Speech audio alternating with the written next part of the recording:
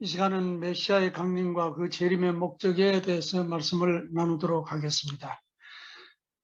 메시아라는 말은 히브리어로서 하나님으로부터 기름을 부음을 받은 사람, 특히 왕을 의미합니다. 선지자들의 예언에 의해서 이스라엘을 구원하실 구세주를 왕으로 보내마 하신 말씀을 이스라엘 민족들은 믿고 있었습니다. 이것이 이스라엘 민족의 메시아 사상입니다.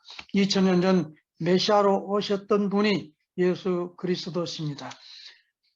예수 그리스도께서는 하나님의 구원 섭리의 목적을 이루시기 위하여 지상에 오셨던 분이셨습니다. 먼저 하나님의 창조 목적의 완성과 인간의 타락과 구원에 대해서 알아보겠습니다.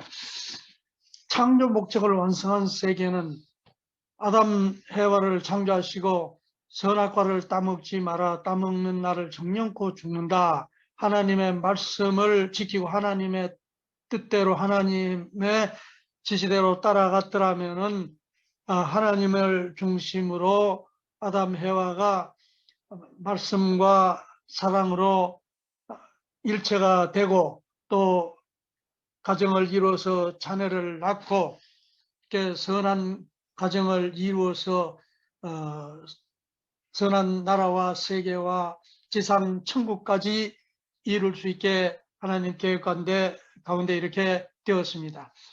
이렇게 하나님의 3대 축복을 완성했더라면은, 창조 목적을 완성했더라면은 개인은 고린도전서 3장 16절의 말씀처럼 하나님의 거룩한 몸이 되고 하나님과 또 일체가 되고 개인이나 가정이나 사회나 국가 모든 하나님 뜻이 이루어진 이 지상 천국에는 구세주가 필요 없고 구원을 받아야 될 이유가 없고 기도나 신앙생활이 필요 없었으며 모든 사람들은 원죄가 없는 그런 하나님 모습 그대로 닮은 하나님 뜻대로 이루어진 세계가 되었습니다. 결과적으로 된 것처럼 선악과를 따먹고 타락함으로 말미암아서 사탄의 유혹을 따르고 사탄의 말을 따라서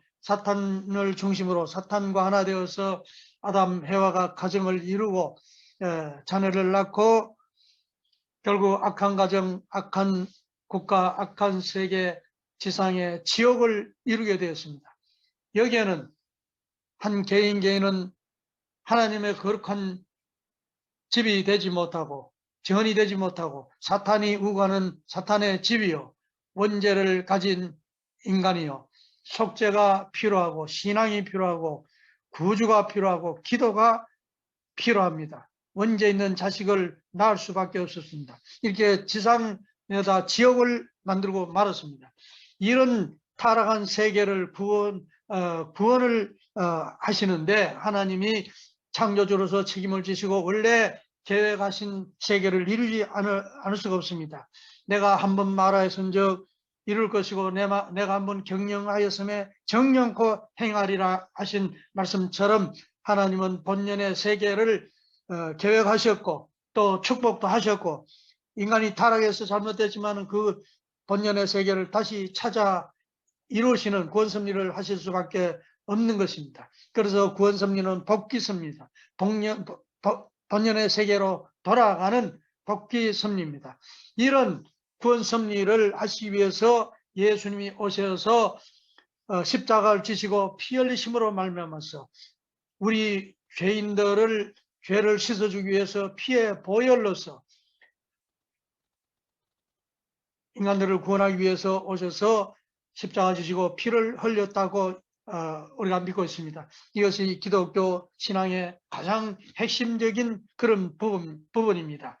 그래서 예수님이 이 땅에 오셔서 타락한 세계 타락한 인류를 구원하기 위해서 십자가를 지시고 희생의 길을 가시고 보혈의 피를 흘리셨는데 이것을 통해서 구원 섭리가 완성되었느냐, 하나님의 뜻 창조 목적이 완성되었느냐, 그건 개인이나 가정이나 이 세계 어디도 이 하나님의 창조 목적이 완성되어 본 적이 없고, 예수님이 십자가를 지시고 하나님의 뜻을 다 이루지는 못했습니다. 그러면 십자가는 의미가 없느냐, 무의미하냐? 그런 것은 아닙니다. 십자가 은혜가 대단히 크고 예수님이 십자가를 지신 것이 무슨 의미가 있는지, 어떤 뜻이 있는지 우리가 자세히 알아봐야 되겠습니다. 두 번째로 십자가에 의한 구원 섭리에 대해서 생각해 보겠습니다. 첫째로 예수님의 십자가 죽음은 하나님의 예정인가? 원래 돌아가시기 위해서 오셨느냐? 먼저 성서에 나타난 사도들의 언행을 보아서 예수님이 가시 위해서 오신 것이 아니다, 이거 알 수 있습니다. 사도행전 7장 51절 이하에 스데반이 유대 백성들을 보고 너희 조상들은 선지자 중에 누구를 핍박지 아니하였느냐? 의인이 오시라 예고한 자들을 저희가 죽였고 이제 너희는 그 의인을 잡아준 자요 살인한 자가 되나니 너희가 천사가 전한 율법을 받고도 지키지 아니하였도다. 이제 너희는 그 의인을 잡아준 자요 살인한 자가 되나니 너희가 천사가 전한 율법을 받고도 지키지 아니하였도다. 그 예수님을 살해하는데 유대민족이 앞장서서 이렇게 했기 때문에 유대민족을 이렇게 붕괴하고 질책을 했습니다. 예수님이 돌아가신 것이 하나님의 뜻이고 십자가를 지기 위해서 오셨다면 예수님의 십자가 서성이 이런 불행을 당하는데 인간적으로 서슴할 수는 있었는지 모르지만 이렇게 붕괴하고 저주하고 이런 말씀을 할 수는 없는 겁니다. 이것은 예수님이 십자가를 지신 것은 억울한 죽음의 길로 가셨다는 것을 의미하는 것입니다. 그리고 하나님의 섭리를 보아서 우리가 알 수 있습니다. 하나님은 유대 민족을 특별히 선택해서 아담에와 타락한 이후로부터 4,000년 동안, 예수님 오실 때까지 4,000년 동안 이스라엘 민족을 세우시고 보호 육성해 나오셨습니다. 예수님을 보내서 십자가에 달고 살해하는 것이 하나님의 뜻이라고 한다면 그렇게 유대민족을 선택해서 교육하고 보호 육성해서 또 메시아가 오실 것을 항상 가리키면서 이렇게 나오셨을 리가 없는 것입니다. 그리고 유대민족 가운데 유대민족이 잘못으로 흐를 때에 마다 4대 선지자, 12소 선지자, 선지자들을 보내서 깨우치고 메시아가 오실 테니까 구세주를 맞이할 준비하라고 항상 깨우쳤습니다. 메시아를 보내실 그런 준비를 시킨 것, 이건 십자가에 살해하는 것이 하나님의 뜻이 아니라 잘 모시고 따르게 하기 위해서 이렇게 선지자들을 통해서 메시아 맞을 준비를 했다는 말씀입니다. 그리고 예수님 태어나실 때에 동방박사, 시몬 안나, 또 목자들, 그 아기 예수님께 이 사람들을 불러서 증거를 하게 했습니다. 별을 보고 점을 치던 동방박사들이 예물을 가지고 와서 아기 예수님께 경배를 올리면서 메시아 탄생을 증거했습니다. 일생 동안 교회를 떠나지 않고 직업정성을 들였던 시몬이나 안나, 또 그 당시에 가장 순수한 그런 목자들, 이렇게 불러서 메시아 탄생을 알렸습니다. 메시아를 탄생을 증거한 것은 모시고 따르라고 그렇게 증거하셨지, 예수님을 불신하고 따르지 않게 하기 위해서 이렇게 증거했다고 볼 수는 도저히 없는 것입니다. 그리고 세례요한을 통해서 예수님이 메시아심을 증거했던 사실을 우리가 생각해야 됩니다.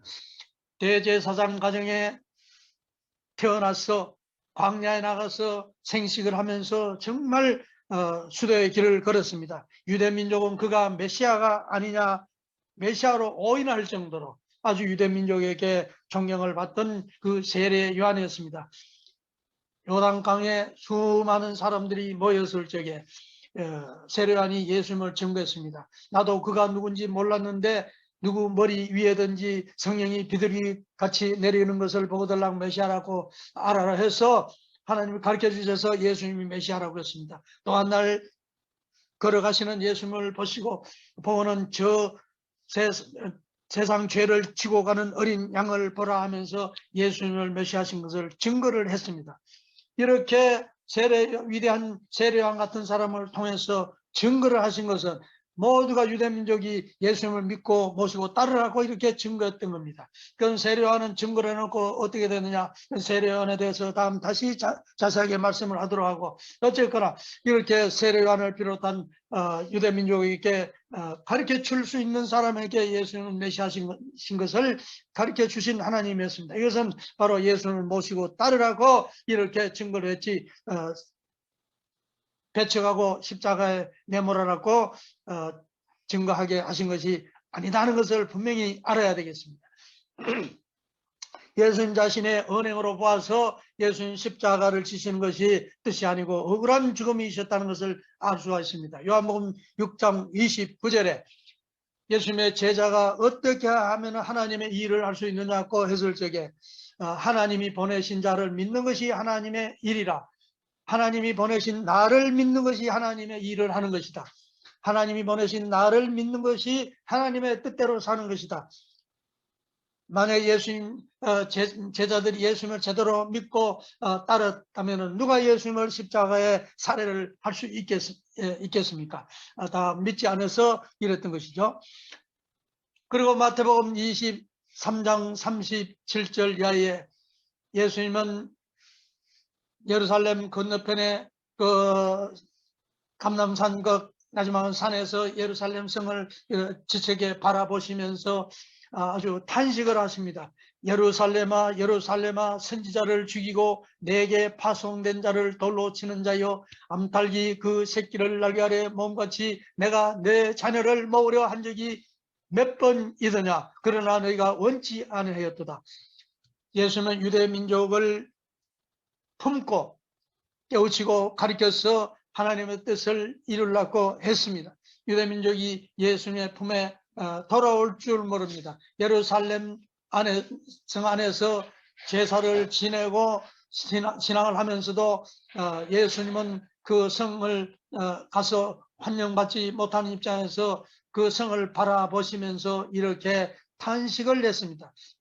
당신의 품에 돌아올 줄 모르는 유대 민족을 놓고 이렇게 참 안타까운 심정을 토로했습니다. 또 누가복음 19장 41절 이하에 보면은 예루살렘 성을 잡고 우시면서 내 자녀들을 땅에 메어 치며 돌 하나도 돌 위에 남기지 아니하리니 이는 권고받은 나를 알지 못함으로 이남이니라. 예수님이 정말 탄식을 하시면서 예루살렘 성을 잡고 우시면서 하시는 말씀이죠. 예루살렘 성은 선지자들의 예언에 따라서 앞으로 메시아 구세주가 하나님 보내실 텐데 그 메시아를 위해서 세운 성입니다. 큰 돌들로 견고하게 세운 성입니다. 그 성의 주인으로 오신 예수님은 배척하고 그 안에서 유대 지도자들이 신앙을 하면서 그 왕궁의 주인된 예수님은 배척했을 적에 예수님이 성을 잡고 우시면서 이 성을 왜 세우느냐, 내가 왔을 적에 하나님의 뜻을 이루기 위해서 하나님의 나라를 찾아 이루기 위해서 이 성을 세웠는데 나를 알아보지 못하니까 얼마나 기가 막힌 겁니다. 그래서 이 성마저도 돌 위에 돌 하나가 얹히지 않을 정도로 전부 무너져 버리라고 파괴돼 버리라고 이렇게 저주 같은 말씀을 하십니다. 너희의 자녀들을 땅에 매치며 이스라엘 자손들을 땅에 내친다, 패내이 친다 말이죠. 이렇게 정말 저주 같은 말씀을 하셨습니다. 이것은 유대민족이 예수님을 모시지 못했기 때문에 하신 말씀인 것을 우리가 분명히 알아야 됩니다. 요한복음 5장 39절에 너희가 성경에서 영생을 얻을 줄 생각하고 성경을 상고하거니와 이 성경이 내게 대하여 증거하는 것이로다. 유대민족은 성경을 잘 알았습니다. 열심히 공부했습니다. 줄줄이 다 외웠습니다. 성경은 그렇게 문자적으로 잘 알면서도 성경이 예수님에 대해서 전부 증거한 것인데 정작 메시아로 오신 예수님을 알아보지 못하고 반대하고 핍박하고 십자가로 내모는 그런 유대민족이 되어버렸단 말이죠. 하나님의 뜻과는 정반대로 가고 있는 유대민족이었기 때문에 이런 말씀을 하신 것입니다. 또 마태복음 26장 39절에 유대민족이 예수님을 이제 여러 가지로 온 나라가 온 교회가 힘을 합해서 이제 예수님을 살해할 그런 작당을 하고 있습니다. 그래서 예수님은 점점 유대민족으로부터 몰리고 쫓기고 이제는 살해당할 수밖에 없는 그런 정말 긴박한 그런 상황이 벌어졌습니다. 그때 예수님은 베드로, 요한, 야고보 세 제자를 데리고 겟세마네 동산에 올라가서 밤을 새우면서 기도를 했습니다. 그때 세 제자들을 내가 심히 괴롭고 고통스러우니 너희들이 함께 여기서 기도하자 이렇게 기도하라 해놓고 조금 더 올라가서 예수님이 기도를 하시는데 얼굴을 땅에 파묻고 피 같은 땀을 흘리시면서 이 죽음의 선잔을 명쾌 해달라고 이 죽음의 잔을 피해가게 해달라고 기도를 했습니다. 그러다 내려오니까 제자들이 자고 있었습니다. 그렇게 졸리더냐 깨워서 다시 기도하라 해놓고 또 올라가서 똑같이 기도하고 또 기도하다가 내려가 또 제자들이 자고 있었습니다. 세 번째나 자고 있었습니다. 그 예수님이 도저히 유대민족을 통해서 제자들조차도 예수님의 그 사정과 입장을 이해하고 정말 모시고 하나 되어서 지키고 보호하고 따를 만한 그런 사람들이 한 사람도 없습니다. 그래서 예수님이 다시 피땀을 흘리면서 기도를 했을 적에 호련히 모세와 엘리야가 나타납니다.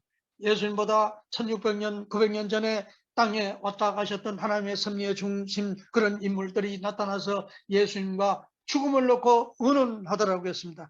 살아서 이 민족을 도저히 돌이킬 수 없기 때문에 불신으로 참 흐르고 여기에서 예수님이 오셔서 이스라엘 민족을 준비한 것은 메시아를 모시고 받들고 따를 수 있는 사람이 있어야 뜻을 이루는 거예요. 이게 안 됐기 때문에 하는 수 없이 십자가를 지고 돌아가실 그런 입장에 처하게 되었습니다. 자, 그래서 예수님은 참으로 살아서 뜻을 이룰 수 없는 그런 처지가 되어서 이제 점점 십자가로 몰리기 시작합니다. 유대 민족 그 당시에 정치와 종교가 정교 일치 시대이기 때문에 유대 민족을 다스리는 교회 책임자들이고 국회의원들과도 같이 그런 입장에 있었던 사람들이 사내들이라는 70여인이 있습니다. 이 사람들을 중심으로 해서 유대민족이 예수님을 이제 십자가에 살해할 노력을 합니다.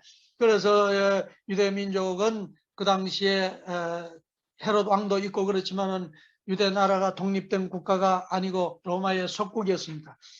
사람을 재판해서 사형시키고 이런 것은 유대민족이 스스로 할 수 없었습니다. 그래서 로마의 집정관이었던 빌라도 빌라도를 통해서 예수님을 이제 심판해서 재판해서 사형 선고를 내리도록 이렇게 이제 압력을 가합니다.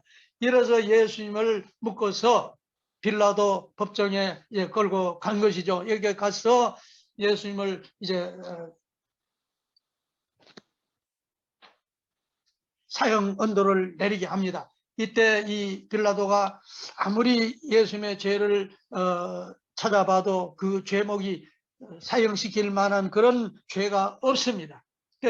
그런 유대민족이 압력을 가한다고 해서 죽이려고 하니까 이 양심의 가책이 됩니다. 그래서 이 빌라도가 예수님을 살리고 싶었습니다. 그래서 그 당시에 법에 사람을 한 사람은 죄인을 놓아줄 수 있는 그런 풍습이 있어서 이때 이제 이 빌라도가 생각하기를 예수님을 살리고 다른 사람 하나 대신 죽여야 될 그런 생각을 하면서 아주 유명한 강도 바라바와 예수님을 놓고 누구를 살려주고 누구를 죽이면 좋겠느냐고 이렇게 물으니까 온 유대 백성들이 예수를 죽이고 바라바를 놔주라고 함성을 지릅니다. 이 선한 사람의 피는 피값이 무서운 건데 그래도 되겠느냐고 이렇게 하면서 예수님을 살려주고 싶었지만 이게 안 된 거예요. 그래서 빌라도가 아무 혐도 없이 도리어 밀란이 나르는 것을 보고 물을 가져다가 무리 앞에서 손을 씻으며 가로되 이 사람의 피에 대하여 나는 무죄하니 너희가 당하라. 백성이 다 대답하여 가로되 그 피를 우리와 우리 자손에게 돌릴지어다. 이러면서 이게 무슨 말씀이냐, 죄 없는 사람을 죽인다는 것은 이건 도리가 아니다. 나는 이 사건에 손대지 않았다. 나는 내 손에 피를 묻힐 수 없다. 나는 깨끗하다. 물을 떠오게 해서 물에 손을 씻으면서 나는 이 사건에 손을 안 댔다. 이 선한 사람의 피에 대해서는 너희들이 책임지라니까 다 대답하여 가로되 그 피를 우리와 우리 자손에게 돌릴지어다. 우리가 그 피값을 감당할 테니까 우리 후손들이 그 피를 다 책임질 테니까 빨리 죽이기나 해라. 이런 말씀이에요. 이렇게 압력을 가하니까 도저히 예수 살리려고 하다가 밀란이 일어날까 싶어서 예수님을 이제 사형 언도를 내리게 됩니다. 이렇게 예수님은 정말 이방 정치인의 그런 눈에조차 아무리 죄인으로 죄목을 찾아봐도 죄가 없는데 유대 민족은 예수님을 자기들의 신앙, 자기들의 처지, 입장, 자기들의 그 질투, 시기심, 이래서 예수님을 몰아서 십자가에 살해를 하는 이런 장면이 우리가 보게 됩니다. 이래서 고린도전서 2장 8절에 이 죄는 이 세대에 관하니 하나도 알지 못하였나니 만일 알았더라면 영광의 주를 십자가에 못 박지 아니하였으리라 그랬습니다. 유대 민족 관원들이 무지해서 몰라서 예수님을 영광의 주를 십자가에 못 박고 말았단 말이죠. 억울하게 예수님이 돌아가셨다는 것을 우리가 알아야 됩니다. 예수님을 이제 십자가에 점점 이제 몰려서 달리게 됩니다. 마태복음 27장 29절에 보면은 유대인들이 가시 능쿨을 걷어서 뚫뚫 말아서 바늘 만들어서 예수님 머리에 가시 면류관을 엮어 그 머리에 씌우고 긴 갈대를 오른손에 들리고 그 앞에서 무릎을 꿇고 희롱하며 유대인의 왕이여 평안하소서 이러면서 아주 예수를 비웃고 조롱합니다. 영광의 주님으로 영광의 면류관을 서서야 될 예수님을 유대민족이 예수님을 살해하는 제목은 두 가지입니다.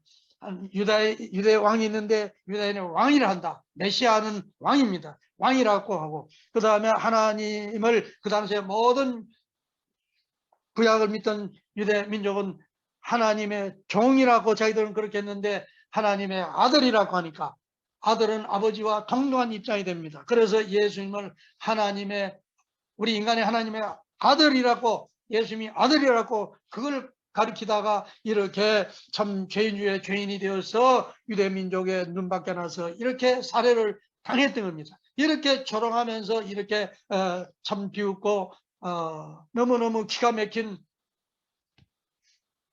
자리에서 십자가를 지게 되시는 면류관을 쓰시고 비웃음 받고 조롱받으면서 왕은 왕 옷을 입어야지 붉은 보재기를 덮어 씌워주고 왕이 그러고 보니까 지팡이가 없구나 갈대나무를 꺼내다가 지키면서 그 왕꼴 참 좋다 멋있다 이렇게 비웃으면서 침 뱉고 따기 때리면서 이렇게 십자가에 몰아 세웠단 말이에요. 이렇게 억울하고 외롭고 정말 한때 기적과 이사를 보고 수천 명이 따르던 사람들은 다 어디로 도망가고 이렇게 예수님이 외롭게 몰려서 이런 골고다 십자가를 지러 가시는 그런 예수님의 모습을 우리가 생각을 해야 됩니다. 이 십자가에 달려 돌아가실 적에도 좌평강도는 예수를 비웃고 조롱했습니다.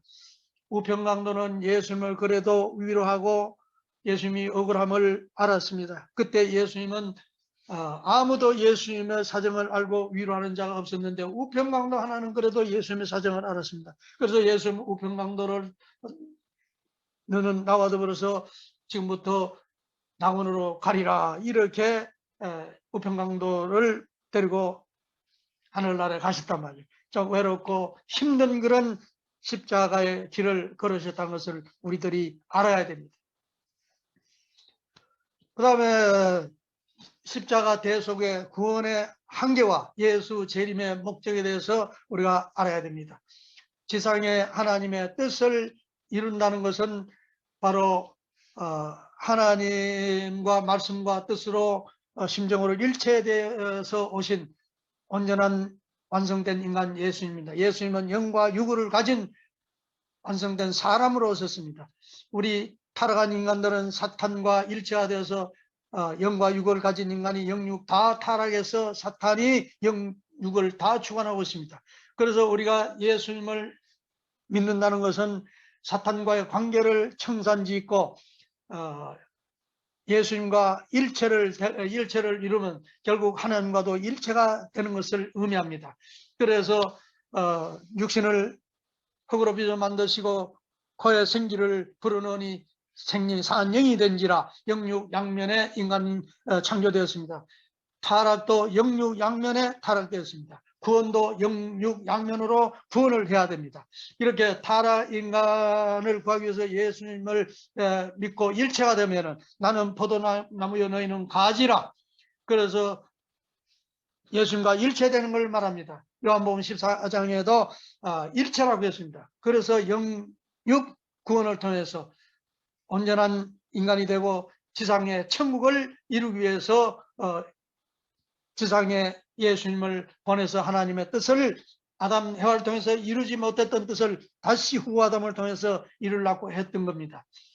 십자가를 지신 것은 어떤 뜻이냐, 십자가를 믿게 되면 어떤 구원을 받느냐, 이걸 우리가 다시 생각을 해보면은 하나님과 예수님은 영육으로 일체된 분으로 오셨습니다. 그 예수님을 사탄이 불신으로 흐르는 유대민족과 땅의 권세를 가진 사탄이 땅 위에 예수님이 발을 붙이지 못하도록 모두 배척하고 이래서 땅 위에 예수님의 상대가 될 수 있는 사람들을 없게 한 거예요. 이래서 결국은 예수님을 십자가에 끌고 가서 살해를 했습니다. 사탄의 있는 능력을 총동원해서 그 실권을 행사해서 예수님을 십자가에 달게 되었고 하나님은 예수님을 하는 수 없이 지금은 십자가에 예수님 육신을 내주더라도 예수님의 영혼은 사탄이 털끝만 지나도 손대를 줬고 절대 하나님과 일체되어 있는 예수님이기 때문에 예수님은 십자가에서 하나님의 실권을 행사해서 예수님의 육신을 내주더라도 예수님은 영을 구함으로 말미암아서 모든 인류를 영적으로 구원하기 위해서 예수님을 십자가에서 부활시키는 겁니다. 그런 예수님을 믿게 되면은 우리 인간들은 사탄의 주관을 받고 있는 우리 인간들이 예수님과 일체되어서 십자가 앞으로 나가게 되면은 우리 육신은 예수님과 일체되기 때문에 사탄이 예수님의 육을 끌고 갔던 것처럼 우리 육신은 사탄이 여전히 끌고 갈 수 있습니다. 사탄이 침범할 수 있고 마음대로 주관을 합니다. 그러나 우리 영도 예수님과 절대 하나 되고 절대 일체되는 그런 신앙을 하게 되면은 우리가 예수님과 일체되어 있기 때문에 우리의 영도 하나님이 사탄 앞에 뺏기지 아니하고 우리 하나님 앞으로 인도할 수가 있는 겁니다. 그래서 베드로전서 3장 18절에 육체로는 죽임을 당하시고 영으로는 살리심을 받으셔서 그랬습니다. 예수님이 육신으로는 사탄으로 나누면서 죽임을 당했지만 영적으로는 살리심을 받으셔서 하나님부터 살리심을 받으셨단 말이죠. 그런 예수님과 우리가 일체가 되면은 믿는 것은 일체가 되는 것이고, 일체가 되면은 사탄이 우리 육신은 끌고 가지만은 영이체는 하나님 앞으로 나갈 수 있다. 그렇게 우리가 성경을 이렇게 해석을 하는 것이 옳습니다. 그래서 바울 선생 같은 사람도 예수님을 누구보다도 잘 믿었지만은 내 마음의 법으로는 하나님의 법을 절거하되 내 지체 속에는 죄악의 법을 섬기노라. 오라 공간 사람이로다. 이 사망 권세에서 누가 나를 건져주라 하고 탄식을 했습니다. 로마서 7장에 있는 말씀이죠. 바로 예수님이 하나님과 일체되어서 영적으로는 기쁘고 하나님의 법을 절거하되 내 지체 속에는, 이 몸속에는 아직도 죄의 법을 섬기고 사탄이 주관을 받는 그런 인간이다 말이죠. 그래서 예수님이 구원의 한계는, 영적인 구원은 예수님을 통해서 영적인 구원은 받았지만 육적인 구원은 받지 못했습니다. 육적인 구원이 남았습니다. 땅에서 매면 하늘도 매고 땅에서 풀면 하늘도 풀린다는 말씀처럼 예수님을 통해서 이 땅 위에 우리 인간이 하나님의 나라를 아직 지상에 이룰 수가 없고 이뤄본 적이 없고 누구도 이루지 못했습니다. 예수님이 하늘나라에 영적으로 가시면서 천국 문 열쇠를 베드로에게 주시면서 땅에서 매면 하늘도 매고 땅에서 풀면 하늘도 풀린다 했습니다. 땅 위에 아직 천국이 이루어진 적이 없습니다. 모든 죄가 다 끝나지 않았습니다. 언제가 다 청산되지 않았습니다. 그래서 아직 구원이 남아 있습니다. 십자가 은혜가 큰 것은 분명한 사실이지만 아직 땅 위에 이루어야 될 하나님의 뜻이 남아 있습니다. 하나님의 뜻은 사후에 천국 가는 것도 뜻이지만 먼저 지상의 뜻을 이루어야 되는 겁니다. 그래서 예수님이 다시 오시는 것은, 재림하시는 것도 영적인 구원과 육적인 구원, 영육 아울은 완전 구원을 위해서 아직 남아진 지상에 하나님의 나라를 이루고 개인이나 가정이나 세계 모든 지상 천국을 다시 찾아 이루어야 하나님의 뜻이 이루어지기 때문에 아담을 통해서 이루어져 했던 그 뜻이 좌절되었고, 예수님을 통해서 유대민족과 함께 이루려고 했던 그 뜻이 완전히 이루어지지 못했고, 다시 오마하신 재림의 뜻을 남기시고 다시 오셔서 영육 아우러 완전 구원을 해서 지상 천국을 이루기 위해서 오신다. 그래서 유대민족이 예수님을 십자가에 살해한 그때부터 유대민족은 하나님의 섭리의 중심 무대에서 떠나가게 됩니다. 예수님이 돌아가신 지 70년 만에 나라가 망하고 세계 질이 멸렬해서 아브라함 후손이라고 해서 그토록 눈동자처럼 아끼고 사랑하고 하나님의 섭리의 모든 사건이 유대민족과 더불어 있었다가 그때부터 예수님을 십자가에 살해한 그 후로부터 하나님은 이스라엘 민족과 떠나게 되었단 말이에요. 그래서 세계에 늘려져서 2000년 동안 고난의 길을 가고 고통의 세월을 보내다가 이제 2차 대전 후에 겨우 1948년도에 독립돼서 이스라엘 민족은, 이스라엘 나라는 아직도 끝없는 피를 흘리고 갈등하는 그런 싸움이 끝날이 없는 그런 나라가 되었습니다. 이것은 바로 예수님을 모시고 따르고 예수님과 더불어서 하나님의 이 상 세계를 땅 위에서부터 이루어야 되는데 그것을 배척하고 하나님의 섭리를 등지고 반대 길을 갔기 때문에 오늘 이런 현상이 나왔다는 것은 이건 분명한 사실로 우리가 이해할 수가 있습니다. 여기까지 해서 오늘 말씀을 일단 마치고 다음 말씀을 이어서 또 하도록 그렇게 하겠습니다. 감사합니다.